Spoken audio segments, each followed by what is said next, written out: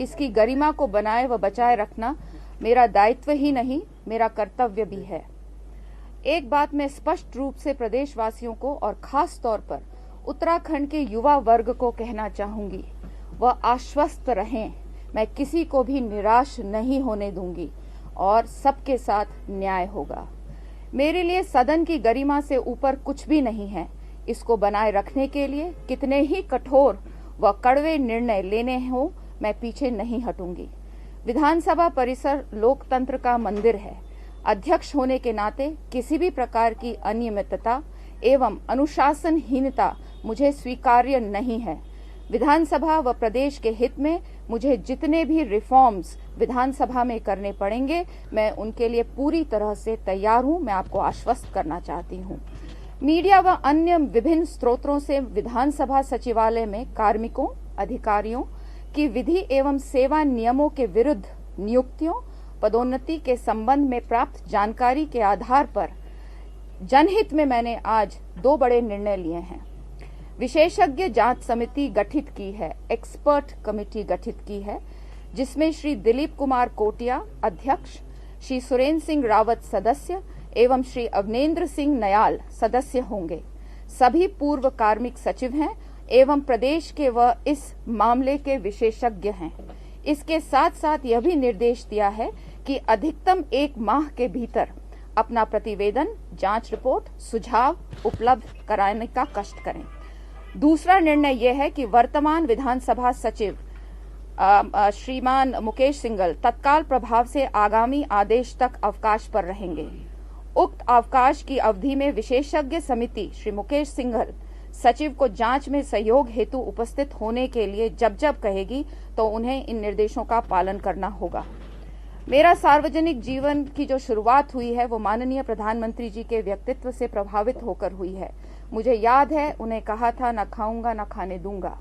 इसी ध्येय को मैंने भी जीवन में उतारा है और मैं आप सबको आपके माध्यम से पूरे उत्तराखंड के वासियों को आश्वस्त करना चाहूंगी कि जो भी रिपोर्ट मुझे समिति देगी उसको हम कड़ाई से उसका पालन होगा, ईमानदारी से और बिल्कुल ट्रांसपेरेंट तरीके से उसका हम उसको लगाएंगे, लागू करेंगे। धन्यवाद। ये कौन कौन सी भर्तियां होंगी, इसको थोड़ा क्लियर कर दीजिए। राज्य बनने के बाद से या कौन सी? देखिए, इसमें 2 फेजेस हैं। एक 2000 से लेकर 2011 तक है, क्योंकि तब तक हम उत्तर प्रदेश की नियमावली फॉलो कर रहे थे, और उसके बाद 2012 से हमने अपनी नियमावली बनाई और उसके बाद 2000 से 2022 तक की। तो हम इसमें कोशिश करेंगे कि हम दोनों को, पहले तो हम चाहेंगे कि 2012 से शुरुआती उसमें शुरू हो और उसके बाद जरूरत अगर पड़ेगी तो हम उसको भी निश्चित तौर पर वो भी जांच के दायरे में आएगा। मैडम जी, एक जांच के रिपोर्ट आने के बाद ही निर्णय लेंगे, तो आपका निर्णय क्या काम करेगा फिर? मैडम, सचिव साहब छुट्टी पे हैं तो उनकी जगह पे कौन लेंगे? उनके अभी we will appoint people, appoint होंगे। We will also give officers जो समिति को सपोर्ट करेंगे। अभी सब अपॉइंट होंगे। मैडम, एक सवाल ये है, आपने पूरे मामले को देखा, आपको लगता है कि इस तरह के मामले विधानसभा की गरिमा को, उसके सम्मान को ठेस पहुंचाते हैं? देखिए, आहत पहुंची है, गरिमा के आहत जरूर पहुंची है। जिस तरह से पिछले 15 दिन से हम अखबारों में पढ़ रहे हैं और इलेक्ट्रॉनिक मीडिया के माध्यम से हम देख रहे हैं, तो आहत पहुंचा, नेचुरल है कि गरिमा को आहत पहुंची। और हमारा पूरा प्रयास रहेगा कि इसको जल्द से जल्द जो इस सदन की गरिमा है उसको हम दोबारा बहाल करें। 72 वैकेंसी जो सीधा हुई है उसमें खुद, देखिए अब ऐसा है, सवाल सुन लीजिए प्लीज, उसमें खुद तत्कालीन अध्यक्ष और मौजूदा वित्त मंत्री खुद स्वीकार करते हैं कि उनके लिए कोई विज्ञप्ति नहीं निकाली, उनको सीधी भर्ती की। आपको लगता नहीं कि कुछ मामले तो सीधे तौर पे दिख रहे हैं? देखिए, ऐसा है, सीधे तौर पर दिख रहे हैं, जैसे भी दिख रहे हैं, मीडिया से दिख रहे हैं। मुझे मेरी एक समिति गठित की गई है और विशेषज्ञों की है, एक्सपर्ट्स हैं, रूल्स और रेगुलेशंस के एक्सपर्ट्स हैं वो। इसलिए जो जहां पे जरूरत होगी, जिसके बयान लेने होंगे, जिससे बात करनी होगी, वो होगी। और हमें 1 महीने का इंतजार करना चाहिए और मुझे आपको विश्वास दिलाती हूँ कि बहुत अच्छी जांच की जाएगी और जो दूध का दूध, पानी का पानी होगा, इसमें आप बिल्कुल निश्चिंत रहिए। भविष्य की नीति इसी कमेटी के आधार पर तय होगी? बिल्कुल। रूल्स और रेगुलेशंस किस तरह से, देखिए, रूल्स रेगुलेशंस किसी भी संस्था में होते हैं। क्यों, किस कारण से वो रूल्स और रेगुलेशंस फॉलो होते हैं या नहीं होते हैं, वो अलग बात है। तो इस चीज को मैंने भी संज्ञान में लिया है। रूल्स रेगुलेशंस हो, ACRs हो, प्रमोशंस के तरीके हो, जो भी हो, इन सब पर कमेटी अपनी जांच रिपोर्ट देगी और एक सख्त नियमावली निकलेगी जिसको हम सबको फॉलो करना ये पड़ेगा। कमेटी मैडम उन पर ही जांच करेगी जो भर्ती हो रही है, पूर्व विधानसभा के फैसले पर भी ध्यान देगी? कौन सा विधानसभा जो फैसला? पूर्व विधानसभा की बता तो दिया ना, दो आपको बता तो दिया। देखिए, आप जैसे पूर्व स्पीकर और दोनों पूर्व स्पीकर कह रहे हैं कि हमें अधिकार है, तो आपने भी विशेष अधिकार, नियमावली और विशेष अधिकार है, आपने भी अध्ययन किया गया है क्या? उन्हें देखिए, अधिकार विशेषाधिकार होता है, जी। उसमें कोई डाउट नहीं है। As a speaker they have some special powers, उसमें कोई डाउट नहीं है, लेकिन उस विशेषाधिकार को किस फ्रेमवर्क के अंदर तहत हमें देखना चाहिए, उसकी भी जांच समिति करेगी और बताएगी। ये रूल्स में है। मैम, दूसरी बात यह है कि कुछ लोग परमानेंट हुए हैं और कुछ लोग अभी भी तदर्थ है, टेम्परेरी है। परमानेंट जो होंगे अगर वो भी गलत पाए जाते तो देखिए, मैंने आपको कहा है ना, 2000 से 2011 और 2012 से 2022 तो जांच होगी, और जो भी गलत है, कोई भी गलत है, जो भी गलत है, उसके निर्णय उसके अगर खिलाफ आता है तो कार्रवाई होगी। इसमें क्या माने कि आप ये जो निर्णय लिया है विधानसभा अध्यक्ष प्रेमचंद अग्रवाल ने, सही डिसीजन होगा? देखिए, आप मेरे मुंह में कुछ इस तरह के सवाल या जवाब मत एक्सपेक्ट करिए कि मैं दूंगी आपको। मैं आपको क्लियर कट कह रही हूँ, एक मेरा क्या पीछे हुआ नहीं हुआ, मैं उसको आपके साथ डिस्कस नहीं कर रही हूँ। मैं केवल आपको कह रही हूँ मेरा क्या निर्णय है और मैंने क्या किया है। मैंने ये निर्णय लिया है कि एक एक्सपर्ट कमेटी की बैठेगी, ईमानदार अफसरों की एक्सपर्ट कमेटी है, जानकारों की एक्सपर्ट कमेटी है, और वो इस चीज को देखेगी। मैडम, सचिव विधानसभा उसका नाम एक बार जी, नाम आपको मैं बोल रही हूँ आपको। श्री दिलीप कुमार कोटिया अध्यक्ष जी, श्री सुरेंद्र सिंह रावत सदस्य और श्री अवनेंद्र सिंह नयाल सदस्य। मैडम, ये सचिव मुकेश सिंघल कमेटी की रिपोर्ट आने तक छुट्टी पे रहेंगे या? देखिए, ऐसा है, क्योंकि उन पर भी आक्षेप उठे हैं, तो जांच आएगी, उसके बाद जैसा जांच आएगी, जैसा रिपोर्ट बनेगा, उसके बाद आगे का निर्णय लेंगे। लेकिन अभी तक, अगले आदेश तक वो लंबी छुट्टी क्या मंत्री जी पद से हटाए जाएंगे? मैम, ठीक है madam, thank you so much, thank you. आपका धन्यवाद। थैंक यू, आपने बहुत धन्यवाद। चाय वाय पी के जाइएगा। Thank you so much. तो उत्तराखंड विधानसभा अध्यक्ष रितु खंडूरी को आपने सुना, उन्होंने प्रेस कॉन्फ्रेंस की और विधानसभा में बैकडोर से जो भर्तियां की गई, जो घोटाला सामने आया, जो लगातार पिछले 15 दिनों से विवादों में है, उसको लेकर उन्होंने मीडिया कर्मियों से बातचीत की और उन्होंने ये साफ कह दिया है कि एक कमेटी का गठन किया गया है जिसमें जानकारों को रखा गया है, ईमानदार ऑफिसर्स को रखा गया है, जो इस विषय की जांच करेंगे। स्पीकर रितु खंडूरी मीडिया के सामने आई और उन्होंने कहा कि विधानसभा भर्ती की जांच होगी। साथ ही उन्होंने आश्वस्त किया है कि यहाँ पर जांच होने के बाद ही आगे का फैसला लिया जाएगा। स्पीकर रितु खंडूरी ने आज प्रेस कॉन्फ्रेंस की। आपको बता दें, उत्तराखंड में विधानसभा में हुई बैकडोर से भर्ती के मामले में विधानसभा की स्पीकर रितु खंडूरी आज सामने आई। भर्ती मामले में कोई बड़ा फैसला विधानसभा अध्यक्ष रितु खंडूरी ने। मेरे लिए सदन की गरिमा से ऊपर कुछ भी नहीं है। इसको बनाए रखने के लिए कितने ही कठोर व कड़वे निर्णय लेने हों, मैं पीछे नहीं हटूंगी। विधानसभा परिसर लोकतंत्र का मंदिर है। अध्यक्ष होने के नाते किसी भी प्रकार की अनियमितता एवं अनुशासनहीनता मुझे स्वीकार्य नहीं है। विधानसभा व प्रदेश के हित में मुझे जितने भी रिफॉर्म्स विधानसभा में करने पड़ेंगे, मैं उनके लिए पूरी तरह से तैयार हूं। मैं आपको आश्वस्त करना चाहती हूं। मीडिया व अन्य विभिन्न स्रोतों से विधानसभा सचिवालय में कार्मिकों, अधिकारियों की विधि एवं सेवा नियमों के विरुद्ध नियुक्तियों, पदोन्नति के संबंध में प्राप्त जानकारी के आधार पर जनहित में मैंने आज 2 बड़े निर्णय लिए हैं। विशेषज्ञ जांच समिति गठित की है, एक्सपर्ट कमेटी गठित की है, जिसमें श्री दिलीप कुमार कोटिया अध्यक्ष, श्री सुरेंद्र सिंह रावत सदस्य एवं श्री अवनेंद्र सिंह नयाल सदस्य होंगे। सभी पूर्व कार्मिक सचिव हैं एवं प्रदेश के व इस मामले के विशेषज्ञ हैं। इसके साथ साथ यह भी निर्देश दिया है कि अधिकतम 1 माह के भीतर अपना प्रतिवेदन, जांच रिपोर्ट, सुझाव उपलब्ध कराने का कष्ट करें। दूसरा निर्णय यह है कि वर्तमान विधानसभा सचिव श्रीमान मुकेश सिंघल तत्काल प्रभाव से आगामी आदेश तक अवकाश पर रहेंगे। उक्त अवकाश की अवधि में विशेषज्ञ समिति श्री मुकेश सिंघल सचिव को जांच में सहयोग हेतु उपस्थित होने के लिए जब जब कहेगी तो उन्हें इन निर्देशों का पालन करना होगा।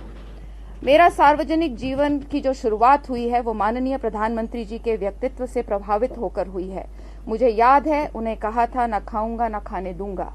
इसी ध्येय को मैंने भी जीवन में उतारा है और मैं आप सबको आपके माध्यम से पूरे उत्तराखंड के वासियों को आश्वस्त करना चाहूंगी कि जो भी रिपोर्ट मुझे समिति देगी उसको हम कड़ाई से उसका पालन होगा, ईमानदारी से और बिल्कुल ट्रांसपेरेंट तरीके से उसका हम उसको लगाएंगे, लागू करेंगे। धन्यवाद। ये कौन कौन सी भर्तियां होंगी इसको थोड़ा क्लियर कर दीजिए, राज्य बनने के बाद से या कौन सी? देखिए, इसमें दो फेजेस हैं। एक 2000 से लेकर 2011 तक है, क्योंकि तब तक हम उत्तर प्रदेश की नियमावली फॉलो कर रहे थे, और उसके बाद 2012 से हमने अपनी नियमावली बनाई और उसके बाद 2000 से 2022 तक की। तो हम इसमें कोशिश करेंगे कि हम दोनों को, पहले तो हम चाहेंगे कि 2012 से शुरुआती उसमें शुरू हो और उसके बाद जरूरत अगर पड़ेगी तो हम उसको भी निश्चित तौर पर वो भी जांच के दायरे में आएगा। मैडम जी, एक जांच के रिपोर्ट आने के बाद ही निर्णय लेंगे, तो आपका निर्णय क्या काम करेगा फिर? मैडम, सचिव साहब छुट्टी पे हैं तो उनकी जगह पे कौन लेंगे? उनके अभी we will appoint people, appoint होंगे। We will also give officers जो समिति को सपोर्ट करेंगे। अभी सब अपॉइंट होंगे। मैडम, एक सवाल ये है, आपने पूरे मामले को देखा, आपको लगता है कि इस तरह के मामले विधानसभा की गरिमा को, उसके सम्मान को ठेस पहुंचाते हैं? देखिए, आहत पहुंची है, गरिमा के और आहत जरूर पहुंची है। चलिए, हमारे संवाददाता दीपांकर भट्ट हमारे साथ जुड़ चुके हैं। दीपांकर, जिस तरह से रितु खंडूरी ने ये क्लियर कर दिया है, 1 महीने का समय कमेटी को दिया गया है और 1 महीने में कमेटी अपनी रिपोर्ट सौंप देगी, जिसके बाद बड़ा फैसला रितु खंडूरी लेंगी।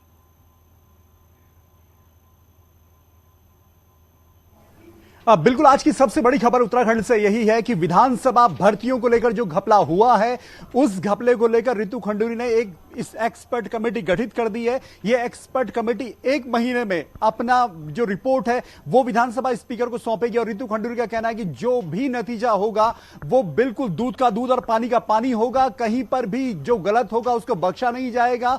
ये पूरी एक क्लीन कमेटी उन्होंने कहा है कि मैंने बनाई है। 3 ऑफिसर्स इसमें शामिल हैं जो तीनों कार्मिक विभाग में रह चुके हैं, पर्सनल डिपार्टमेंट में रह चुके हैं। इसमें डीके कोटिया है, सुरेंद्र सिंह रावत है और इसके अलावा अवनेंद्र नगनियाल हैं। तो तीनों सीनियर ऑफिशियल्स को एक काम सौंपा गया है। लेकिन सबसे बड़ी खबर यह है कि जब से उत्तराखंड बना है तब से लेकर और साल 2022 तक जितनी भी नौकरियां उत्तराखंड विधानसभा में बिल्कुल दीपांकर, मैं लौटूंगी आपके पास। हमारे साथ कांग्रेस प्रदेश अध्यक्ष करण महाराज जुड़ चुके हैं।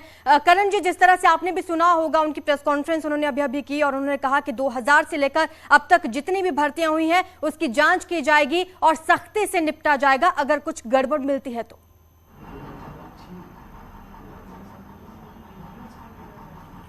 निश्चित ही उनकी पूरी मैं देख रहा था अभी वीडियो, लेकिन उसमें जो उन्होंने कहा कि रूल्स को चेक किया जाएगा, कमेटी भी बनाई, SS रावत, DK कोटिया, आनंद सिंह नयाल, इन 3 लोगों ने एक्सपर्ट कमेटी बनाई है।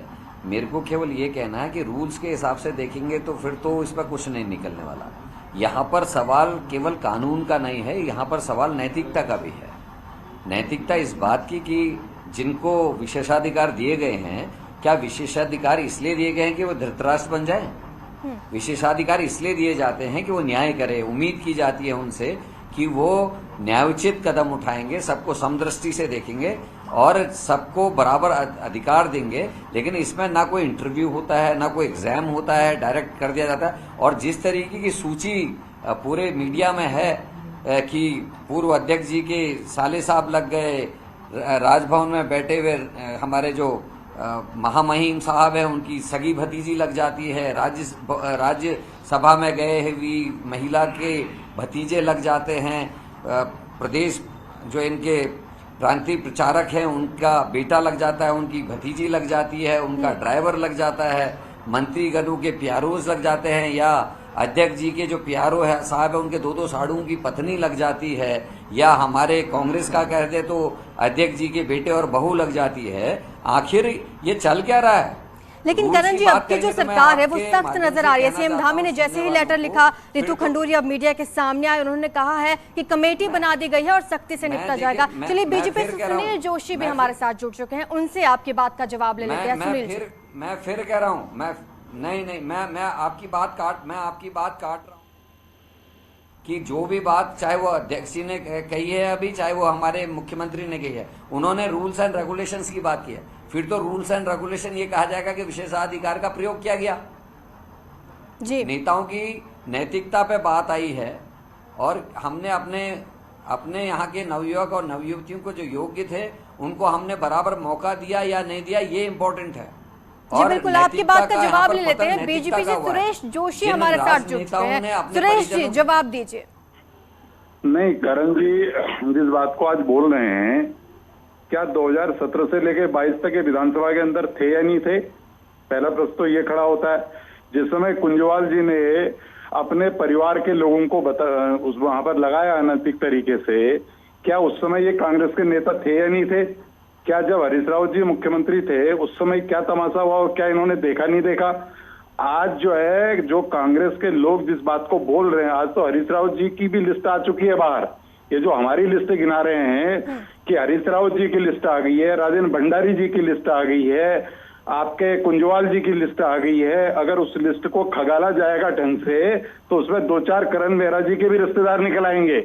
और जो आज करण मेहरा जी इतना दहाड़ के बोल रहे हैं या इनके उपनेता बोल रहे हैं, मैं पूछना चाहता हूं इनसे, ये जब भ्रष्टाचार की बड़ी बड़ी बात कर रहे हैं, जब चुनाव हो रहा था तो चुनाव के समय खुद इनके उपनेता का स्टिंग हुआ था। वो कह रहे थे सरकार बनने दो, 50 लाख रुपए में जो है कि खनन मैं दूंगा तुम्हें। तो ऐसी नैतिकता की बात करने वाले लोगों से मैं ये पूछना चाहता हूँ, ये गांधी कब से हो गए? और इनके तो जिसको इतना बड़ा, जिन्होंने 158 लोगों को अनैतिक तरीके से नौकरी में लगाया था, वो अपने को खुद ही गांधी कहते थे। ठीक, सुरेश जी, करण जी जवाब दीजिए। आप पर एक तो भ्रष्टाचार का आरोप लग रहा है, दूसरा ये कि जब आपकी सरकार थी उस वक्त भी इस तरह से बैकडोर की भर्तियां की गई हैं। भाषा का जी मैम, आपकी बात से सहमत हूं। और जो अभी सुरेश जोशी जी ने बोला है उसमें साफ साफ धमकी दिखती है। इनको शायद ये याद नहीं है कि मैंने अभी वक्तव्य में कुंजवाल जी का स्वयं नाम लिया कि उन्होंने अपने बेटे और पुत्र वधू को नौकरी पे लगाया। नहीं, आपने 2017 से लेकर 22 तक आप विधानसभा के अंदर से करणजीत का नाम क्यों नहीं लिया? जोशी जी, मैं आपके बीच में नहीं बोला, माफी चाहता हूँ। आप नहीं बोले, लेकिन मैं ये बोल रहा हूँ, मुझे बोलने दीजिए। 2017-18 में करण मेहरा सुनिए जी, एक मिनट, करण जी बताइए। का प्रश्न विधानसभा में उठाया था। आपके तत्कालिक विधानसभा के जो तारीख वो मंत्री थे प्रकाश पंजी, स्वर्गीय पंजी, आदरणीय पंजी, उन्होंने इस बात को स्वीकार किया था कि टैंपरिंग भी है कॉपियों के साथ। क्यों रोकी त्रिवेंद्र रावत सरकार ने वो जांच को? क्यों नहीं किया आरबीएस रावत के खिलाफ कार्रवाई? क्यों नहीं की गलत भर्तियों के खिलाफ कार्रवाई? आरबीएस रावत की खिलाफ की कार्रवाई हमने की, करण जी। प्रकाश पंजी ने प्रकाश पंत जी ने 194 लोगों को जिनसे तुमने पैसे लिए थे, सुनिए, जिनसे तुमने पैसे लिए थे 194 लोगों से, उस कार्रवाई को हमने रोका, उसको स्थगित हमने किया, तुमने नहीं किया। हरीश रावत जी की सरकार ने 194 पंचायत अधिकारियों को नियुक्ति दी थी गलत तरीके से, और फोर्थ फ्लोर में बैठ करके तुम्हारे। ठीक है सुशील जी। करण जी, एक बात बताइए, रितु खंडूरी जब आप मीडिया कर्मियों के सामने आई और उन्होंने कहा कि कमेटी गठित की जाएगी और जांच रिपोर्ट जब सौंपी जाएगी तो निर्णय लिया जाएगा, उससे संतुष्ट हैं आप? जी, हेलो, अपनी भाषा पे कंट्रोल करना। करण जी, आप मुझे सुन पा रहे हैं? धमकी देने की कोशिश ना करें। करण जी, आप शांत हो जाइए। आप मेरी बात का जवाब दीजिए। रितु खंडूरी आज आई है मीडिया के सामने, प्रेस कॉन्फ्रेंस उन्होंने की और एक कमेटी का गठन कर दिया है। वो ये कह रहे हैं कि प्रधानमंत्री के वाक्य से मैं इम्प्रेस हुई हूं कि ना खाऊंगा ना खाने दूंगा। तो आज आप संतुष्ट हैं कि उन्होंने ये स्टेप उठाया है?